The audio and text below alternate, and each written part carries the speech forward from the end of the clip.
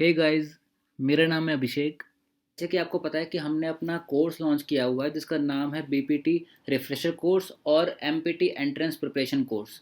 ठीक है, तो इसमें कुछ स्टूडेंट्स का डाउट था कि हम किस किस टाइप का मटेरियल उनको प्रोवाइड कर रहे हैं और किस किस टाइप के मटेरियल से हम एक्चुअली क्लासेस ले रहे हैं। ठीक है, तो इसलिए हमने ये डिसाइड किया कि आपको इन मटेरियल से थोड़ा ओवरव्यू करवाया जाए, थोड़ा बहुत आपको ओवरव्यू मिल जाए कि इसकी हमने अपने मटेरियल में, अपनी पीपीटीज़ में एक्चुअली किस किस टाइप का मटेरियल हमने इंक्लूड किया है और हम किस तरह से उन चीज़ों को एक्सप्लेन करते हैं। तो जैसे कि आप यहाँ पे देख पा रहे हैं कि हमने जो जो सब्जेक्ट्स हम इस कोर्स में जो इंक्लूड कर रहे हैं, जो हम इस कोर्स में पढ़ा रहे हैं, वो हमारी anatomy, biomechanics, neurology, orthopaedics, electrotherapy, exercise therapy.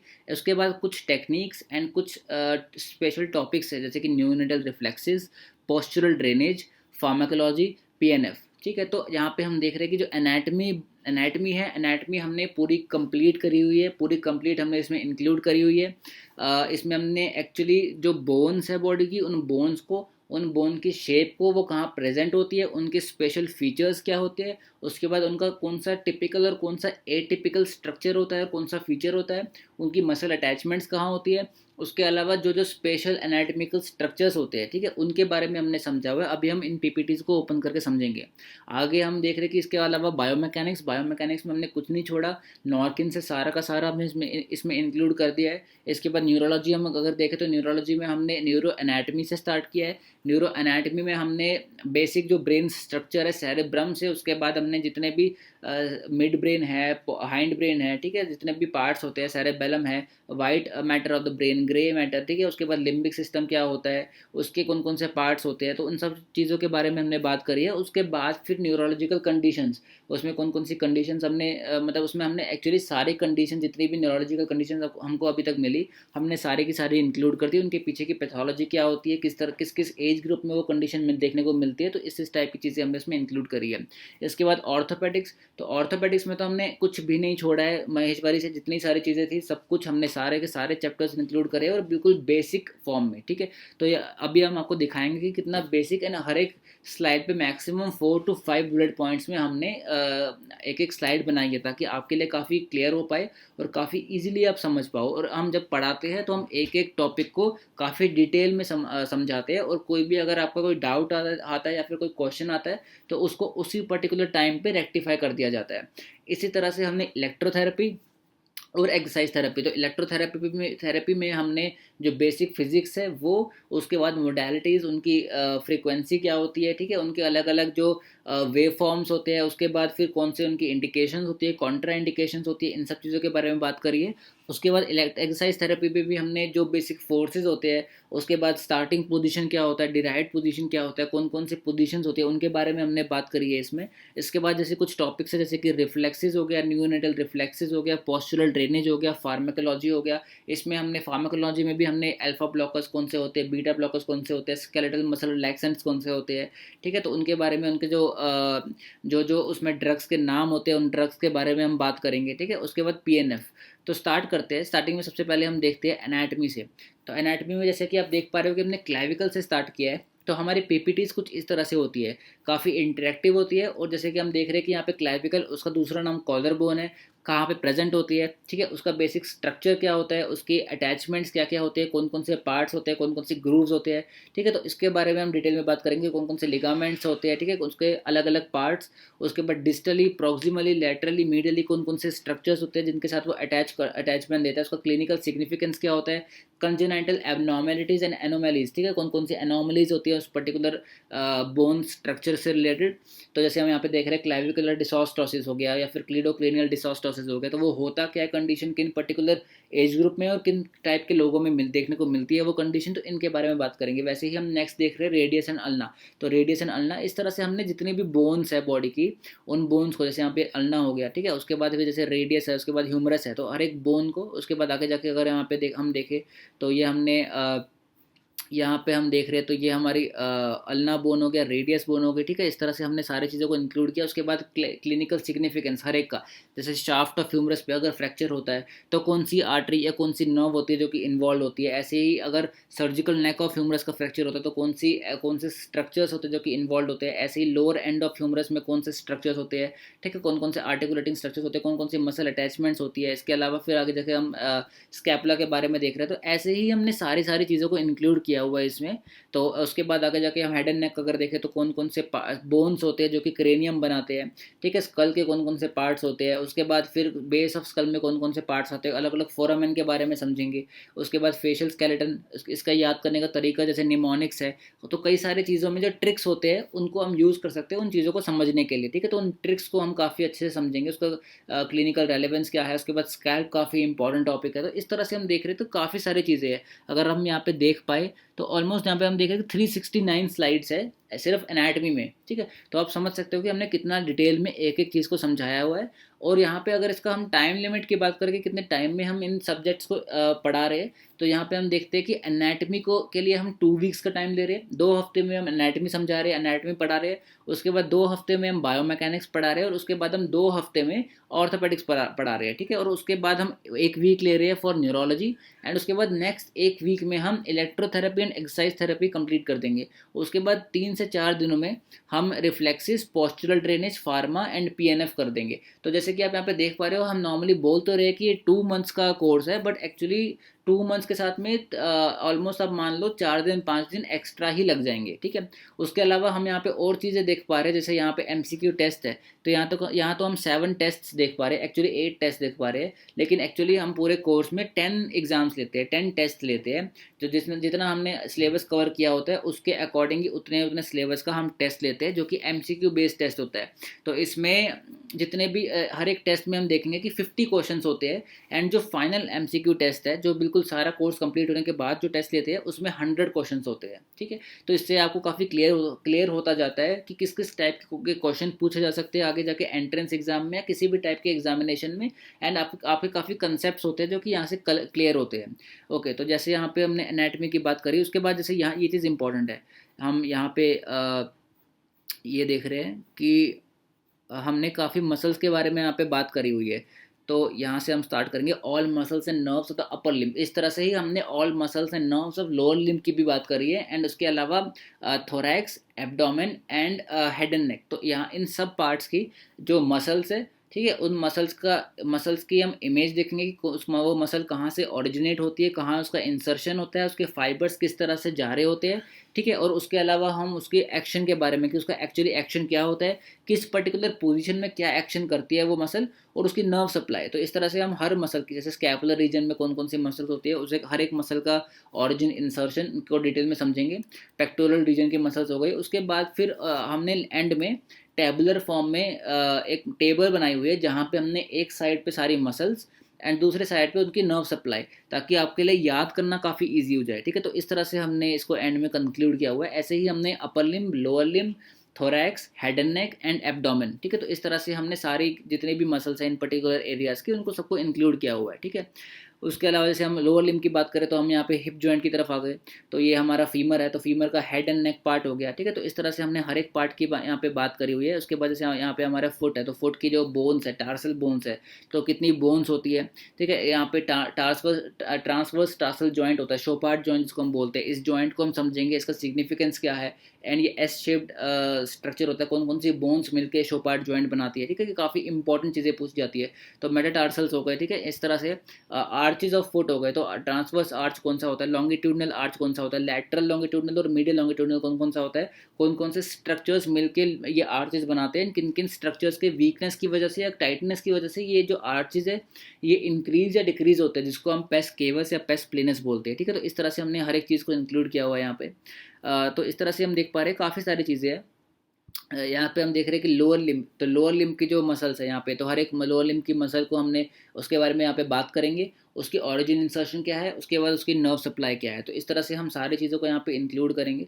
ठीक है, तो इस तरह से हम देख रहे हैं कि यहाँ पे एंड में अगर हम यहाँ पे आ जाए तो यहाँ पे ये हमारी एब्डोमिनल रीजन की मसल्स हो गई। ठीक है, तो एब्डोमिनल रीजन के जितने भी मसल्स है उनकी नर्व सप्लाई। तो इस तरह से यहाँ पे जैसे डायफ्राम हो गया। ठीक है, तो कौन कौन सी उसके बाद कौन कौन सी मेजर मसल्स ऑफ रेस्पिरेशन होती है, कौन सी एसेसरी मसल्स ऑफ रेस्पिरेशन होती है। ठीक है, उसको क्लिनिकल सिग्निफिकेंस क्या है हर एक का। तो इस तरह से हम हर एक चीज़ के बारे में बात करेंगे। उसके बाद नेक्स्ट अगर हम बायोमैकेनिक्स पे आ जाए तो बायोमैकेनिक्स हम स्टार्ट करते हैं फ्रॉम द वर्टिब्रल कॉलम।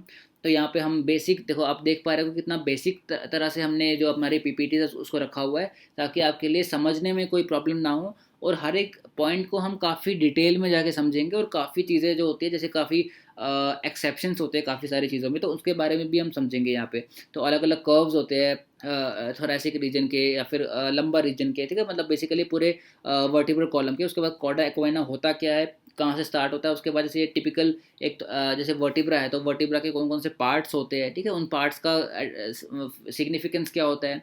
ठीक है, मूवमेंट आर्म इंक्रीज करने के लिए कौन कौन से पार्ट्स होते हैं वर्टिब्रल बॉडी के। ठीक है, तो इस तरह से हम हर एक चीज़ के बारे में बात करेंगे।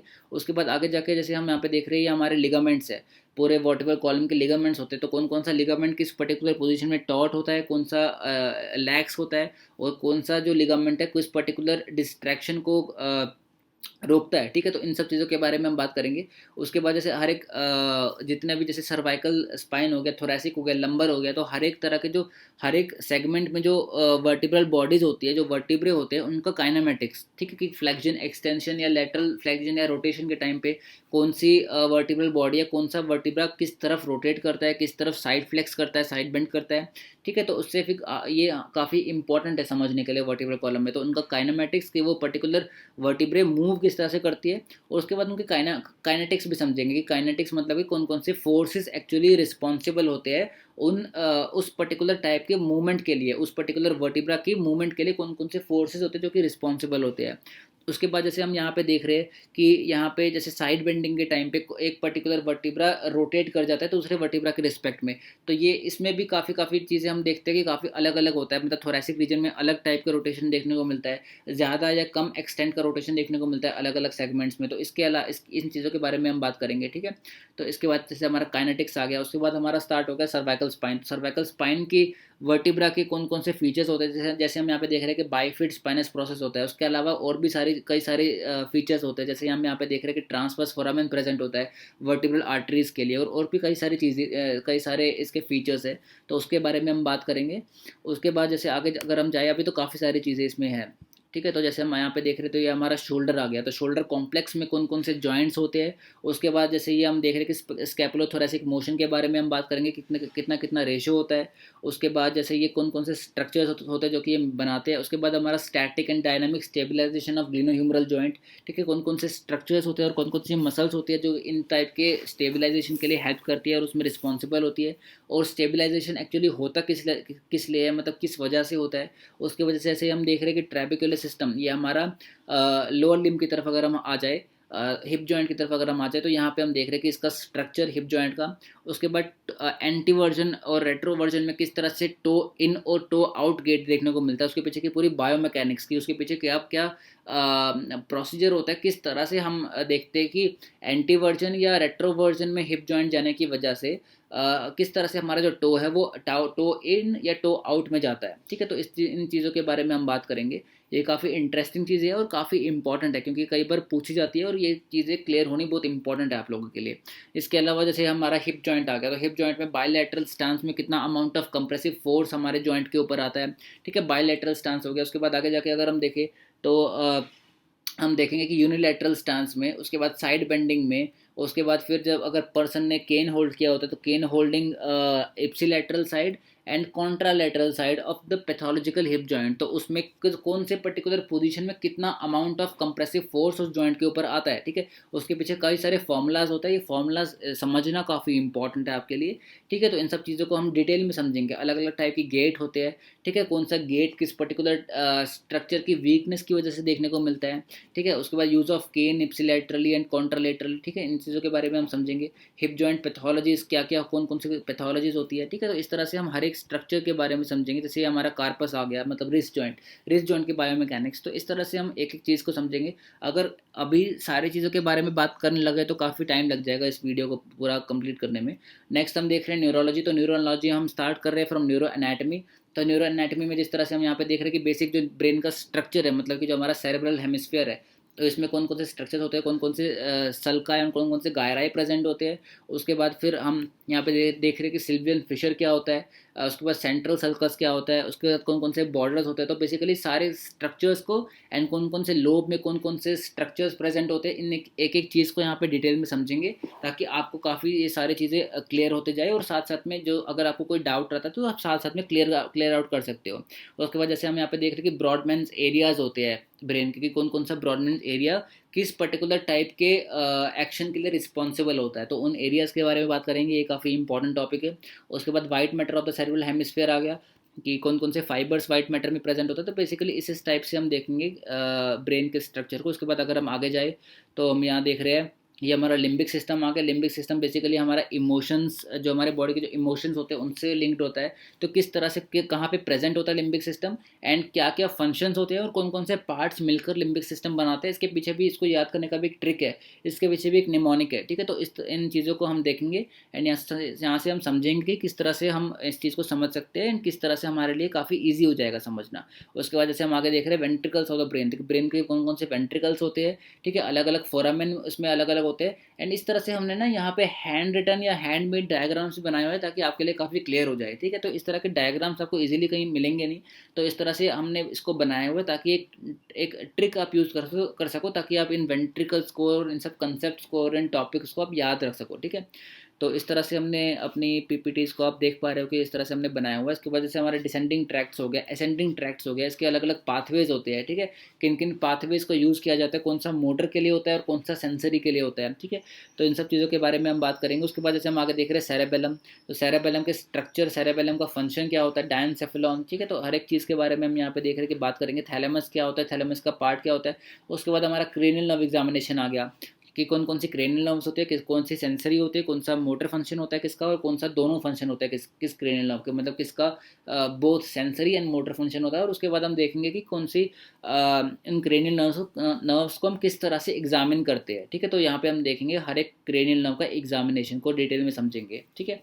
और इसके बाद जैसे हम आगे देखें तो अगर आगे यहाँ पे हम इनको देखते हैं, तो यहाँ पे ये हमारी कंडीशंस आ जाती है, न्यूरोलॉजिकल कंडीशंस। तो यहाँ पे हमने जितनी भी हमें कंडीशंस मिली है अभी तक, हमने सारे के सारे न्यूरोलॉजिकल कंडीशंस को इंक्लूड कर दिया है, ठीक है। और उन कंडीशंस की जैसे हम यहाँ से स्टार्ट करें तो न्यूरोलॉजिकल कंडीशंस, उसकी पैथोलॉजी क्या है, ठीक है, उसकी पैथोलॉजी क्या होती है और किसके क्या क्या पैथोजन होते हैं उसके पीछे, और उसके साइंस और सिम्टम्स क्या देखने को मिलते हैं और किस एज ग्रुप में देखने को मिलता है वो पर्टिकुलर कंडीशन, ठीक है।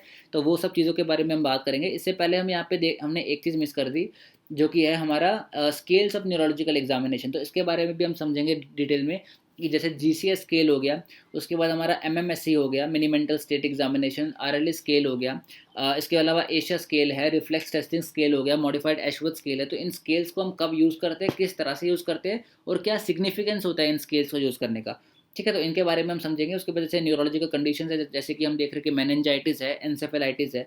उसके बाद जैसे हम देख रहे हैं स्ट्रोक है, तो स्ट्रोक के पीछे की मैकेनिज्म क्या होता है, कॉजेज क्या होते हैं, ठीक है, इनके बारे में हम समझेंगे। मल्टीपल स्क्लेरोसिस क्या होता है, साइंस एंड सिम्टम्स क्या होते हैं, relapsing and remitting nature of multiple sclerosis, इन सब चीज़ों के बारे में हम बात करेंगे। तो इस तरह से आप देख रहे हो कि हमने कई सारी कंडीशंस को यहाँ पे इंक्लूड किया हुआ है। हर्पीज जोस्टर हो गया, स्पाइनल कॉर्ड इंजरी हो गया, ट्रॉमेटिक ब्रेन इंजरी हो गया, उस तरह से हम देख रहे हैं यहाँ पे सूडोबल्बर पाल्सी हो गया, सूडोबल्बर इफेक्ट क्या होता है, ठीक है। इन सब चीज़ों को एंड इनको हम रिलेट भी करेंगे। कोई अगर कोई फेमस पर्सनैलिटी है, अगर वो कोई किसी पर्टिकुलर कंडीशन से अगर वो सफ़र कभी उन्होंने किया है या कर रहे हैं, तो उनके बारे में भी हम बात करेंगे। वो सब भी हम यहाँ पे डिस्कस करेंगे, ठीक है।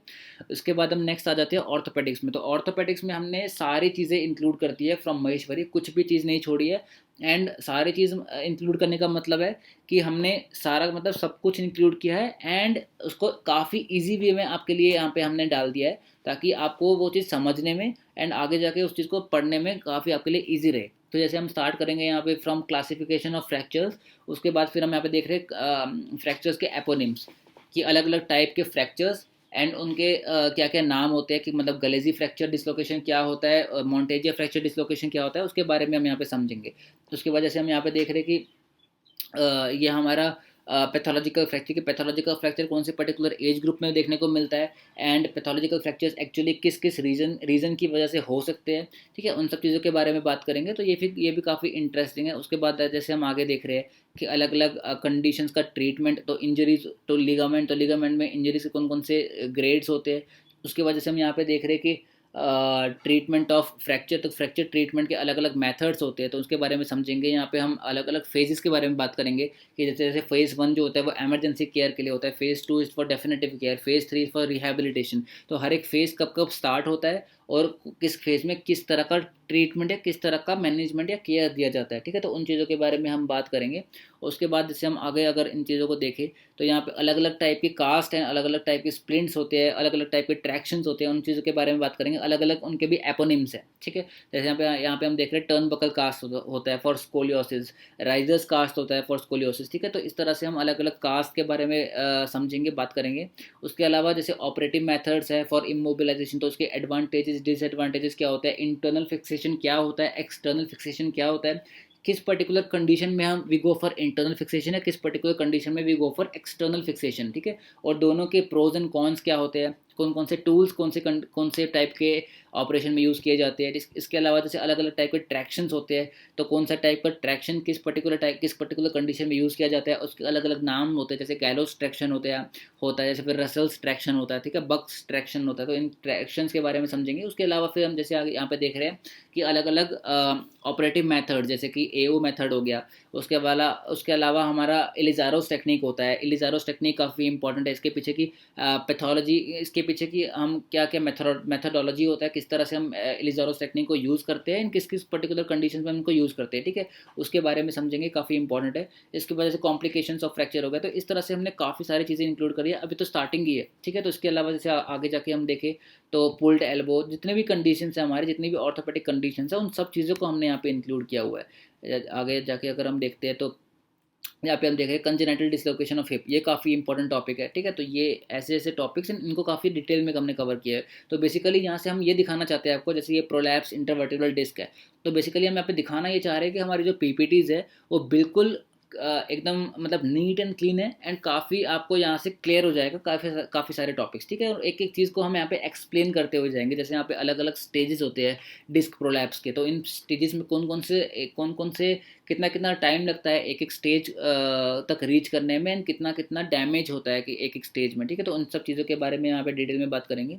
तो इस तरह से हम देख रहे हैं कि ये हमारा ऑर्थोपेडिक्स हो गया। उसके बाद नेक्स्ट अगर हम देखें तो ये हमारा इलेक्ट्रोथेरेपी है। तो इलेक्ट्रोथेरेपी में भी हमने देख रहे हैं कि हमने स्टार्ट किया है from the basic physics and electrical equipments. तो इसमें जैसे एटम क्या होता है, उसके बाद इलेक्ट्रॉन्स, प्रोटॉन्स, न्यूट्रॉन्स क्या होते हैं, कहाँ प्रेजेंट होते हैं, क्या सिग्निफिकेंस होता है। उसके बाद जैसे मैग्नेटिज्म हो गया। उसके बाद जैसे हम यहाँ पे देख रहे हैं पोटेंशियल एंड कैपेसिटर्स क्या होता है, पोटेंशियल का मतलब क्या होता है, करंट इलेक्ट्रिसिटी क्या होता है, ठीक है, मैग्नेटिज्म क्या होता है, सेमी कंडक्टर्स क्या होते हैं, ठीक है। तो हर एक चीज़ के बारे में बात करी हुई है यहाँ पे हमने। उसके बाद जैसे हमारी अलग अलग मोडालिटीज़ होती है, आयंटोफोरेसिस क्या होता है, इंटरप्टेड डीसी क्या होता है, अलग अलग वेव फॉर्म्स होते हैं, तो इन सब चीज़ों के बारे में बात करिए। उसके बाद उनकी कॉन्ट्रा इंडिकेशंस, उन सब चीज़ों के बारे में। उसके बाद जैसे एक्सरसाइज थेरेपी है, तो एक्सरसाइज थेरेपी में भी हमने जैसे हम फोर्स के बारे में बात करेंगे। उसके बाद फोर्स वेक्टर्स क्या होते हैं। उसके बाद जैसे इनके इसमें इंपॉर्टेंट टॉपिक्स है, जैसे कि स्टार्टिंग पोजीशंस क्या होता है, डिराइव्ड पोजीशंस क्या होते हैं, उसके अलग अलग टाइप्स होते हैं, ठीक है, सीओजी किस तरह से हम एक इरेगुलर शेप का निकालते हैं, ये सब चीज़ें। उसके बाद फिर हमारा प्लम लाइन क्या होता है, बेस ऑफ सपोर्ट क्या होता है, स्टेबल इक्विलिब्रियम अलग अलग टाइप के होते हैं। तो उन सब चीज़ों के बारे में काफ़ी डिटेल में बात करी हुई है हमने। उसके बाद जैसे हम यहाँ पे देख रहे हैं कि कुछ हमारे टॉपिक्स है, जैसे कि हमारे न्यूनेटल रिफ्लेक्सेस है। तो यहाँ पे हम देख रहे हैं कि अलग अलग रिफ्लेक्सेस, जैसे कि हमारा रूटिंग रिफ्लेक्स हो गया, पामर ग्रास्प रिफ्लेक्स हो गया, प्लांटर रिफ्लेक्स हो गया। तो हर एक रिफ्लेक्स कौन से एज पे आता है, कौन से एज पे डिसअपियर होता है, या कौन सा जो रिफ्लेक्स है वो पूरी लाइफ टाइम रहता है। उसके बाद कौन से रिफ्लेक्स का क्या सिग्निफिकेंस होता है, ठीक है। तो उन चीज़ों के बारे में हमने बात करी। वैसे हमारा पोस्चुलर ड्रेनेज है, तो पोस्चुलर ड्रेनेज में क्यों दिया जाता है, पोस्चुलर ड्रेनेज होता क्या है, पोस्चुलर ड्रेनेज। उसके बाद फिर अलग अलग लोब्स हमारे लंग्स के, कि कौन कौन से लोब्स होते हैं, उनके अंदर के पार्ट्स कौन कौन से होते हैं, ठीक है। उसके बाद अलग अलग पोजीशंस, जिसमें जैसे अपर एपाइकल की अगर हम बात करें, तो अपर एपाइकल को अगर हमें मतलब टारगेट करना है, तो उसके लिए कौन सी पर्टिकुलर पोजीशन में हम पर्सन या पेशेंट को हम प्लेस करते हैं। उसके बाद पेलो प्लेसमेंट क्या होती है, बेड प्लेसमेंट क्या होती है, ठीक है, उस चीज़ के बारे में बात करेंगे, हर एक लंग्स के पार्ट के बारे में, ठीक है। उसके बाद फिर जैसे हम नेक्स्ट देख रहे हैं हमारा फार्माकोलॉजी हो गया। तो फार्माकोलॉजी में हमने जैसे हम यहाँ देख पा रहे हैं बीटा ब्लॉकर्स है, अल्फा ब्लॉकर्स है, जनरल एनेस्थेटिक्स है, प्री एनेस्थेटिक मेडिकेशंस है, लोकल एनेस्थीसिया। तो इन सब चीज़ों के बारे में बिल्कुल बेसिक लेवल के अपने यहाँ पे मतलब जो फार्माकोलॉजी है वो बिल्कुल हमने यहाँ पे जो बेसिक कंसेप्ट है उनको इंक्लूड किया हुआ है। क्या क्या मोड ऑफ इनटेक होता है कि मतलब कौन सा सबडर्मल होता है, कौन सा सब लिंगुअल होता है, ठीक है, तो या कौन सा ओरल होता है, किस तरह से हम उस पर्टिकुलर ड्रग को इंसर्ट करते हैं बॉडी के अंदर, और किस ड्रग का क्या मतलब सिग्निफिकेंस होता है, और उन ड्रग्स के नाम क्या होते हैं कि जैसे सिडेटिव हिप्नोटिक्स होता है तो मतलब वो बेंजोडाइजेपिन्स होता है, और बारबिटूरेट्स होता है, ठीक है, तो उनके बारे में हम बात करेंगे। ये हमारा फार्माकोलॉजी है। और लास्ट अगर हम देख रहे हैं तो that is the PNF therapy. तो यहाँ पे हम बात करेंगे पीएनएफ एक्चुअली है क्या, इसकी हिस्ट्री के बारे में बात करेंगे, इसके प्रिंसिपल्स के बारे में बात करेंगे, ठीक है। उसके बाद जैसे हम यहाँ पे देख रहे हैं कि रेसिप्रोकल इनहिबिशन हो गया, सक्सेसिव इंडक्शन हो गया, ठीक है, तो इनके प्रिंसिपल्स। एंड उसके बाद आगे जाके हम इसकी अलग अलग स्पेशल टेक्निक्स होती है, ठीक है, तो स्पेशल टेक्निक्स के बारे में भी हम बात करेंगे। जैसे कि हम यहाँ पे देख रहे हैं रिदमिक इनिशिएशन क्या होता है, कॉम्बिनेशन ऑफ आइसोटोनिक्स क्या होता है, रिवर्सल ऑफ एंटागोनिस्ट क्या होता है, इसमें डायनामिक रिवर्सल्स क्या होता है, स्टेबलाइजिंग रिवर्सल्स क्या होता है, रिदमिक स्टेबलाइजेशन क्या होता है, और कौन कौन सी टाइप के जो स्पेशल टेक्निक होता है किस पर्टिकुलर टाइप की कंडीशन में यूज़ किया जाता है, ठीक है, तो इनके बारे में हम बात करेंगे। उसके बाद ओके, तो ये हम देख रहे हैं कि ये हमारे सारे सब्जेक्ट्स हैं जो कि हम एक्चुअली पढ़ाएंगे इन हमारे कोर्स में। और इसके अलावा ये सारे हमारे टेस्ट है, एक्चुअली 10 टेस्ट होंगे हमारे पूरे कोर्स में, पूरे कोर्स के ड्यूरेशन में, जिसमें जो कि हर सैटरडे को टेस्ट लिया जाएगा और हर मंडे को वो टेस्ट डिस्कस किया जाएगा, ठीक है। और बाकी जितने भी टेस्ट होंगे सारे 50 क्वेश्चंस के होंगे, और सिर्फ जो फाइनल टेस्ट होगा वो हमारा 100 क्वेश्चंस का टेस्ट होगा, ठीक है। तो आई होप इस वीडियो से आपको काफ़ी क्लियर हो गया होगा, एक ओवरव्यू मिल गया होगा हमारे पीपीटीज़ के बारे में कि किस तरह से हमने मटेरियल इसमें इंक्लूड किया हुआ है और किस किस टाइप का मटेरियल हमने इसमें इंक्लूड किया है, और आपके लिए किस तरह से हम इसको समझाएंगे। ओके देन, वीडियो देखने के लिए थैंक यू।